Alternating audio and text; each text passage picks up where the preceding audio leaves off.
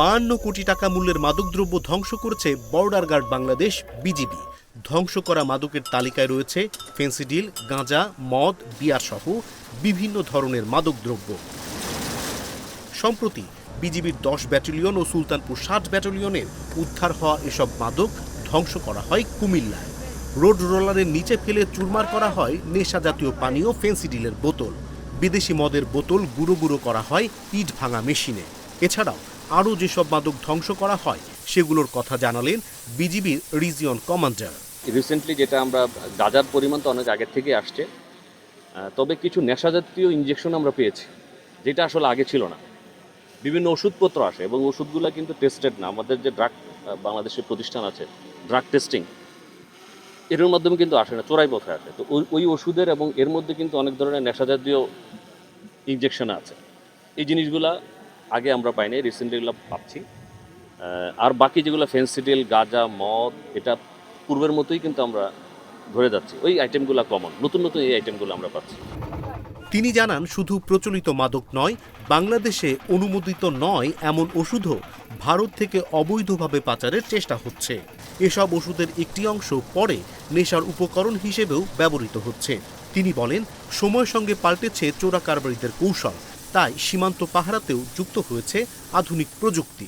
আমরা কিন্তু ডিজিটাল অনেক বিষয় কিন্তু আমরা অলরেডি বিজিবির মধ্যে ইন্টিগ্রেট করেছি এবং সামনেও করব ইনশাআল্লাহ। সেই প্রযুক্তির মাধ্যমে আমরা ড্রোন ইউজ করছি। আপনারা জানেন যে কিছুদিন আগে আমরা ত্রাণ দেওয়ার সময় ড্রোন ইউজ করেছি কিন্তু হবিগঞ্জে, আপনারা মিডিয়াতে দেখেছেন।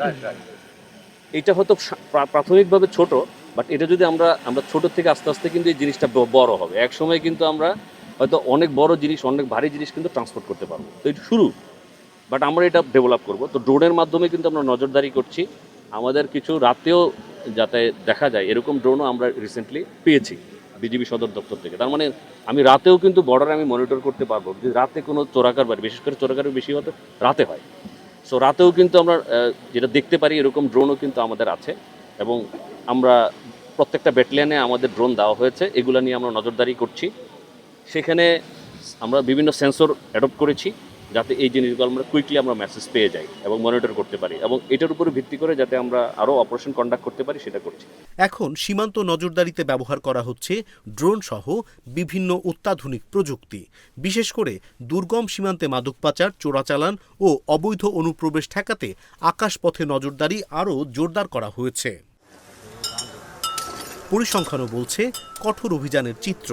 গত 3 বছরে কুমিল্লা 10 ব্যাটালিয়ন ও সুলতানপুর 60 ব্যাটালিয়ন যৌথভাবে 20,200টিরও বেশি অভিযান পরিচালনা করেছে। এসব অভিযানে প্রায় 52 কোটি টাকা মূল্যের মাদকদ্রব্য জব্দের পাশাপাশি 526 জনকে হাতে নাতে গ্রেপ্তার করা হয়েছে। মাদকের রুট বন্ধে অভিযান অব্যাহত থাকবে বলে জানিয়েছে বিজিবি। তবে সীমান্ত দিয়ে নতুন ধরনের মাদক এবং ওষুধ পাচারের প্রবণতা আইনশৃঙ্খলা বাহিনীর জন্য নতুন চ্যালেঞ্জ হয়ে উঠেছে।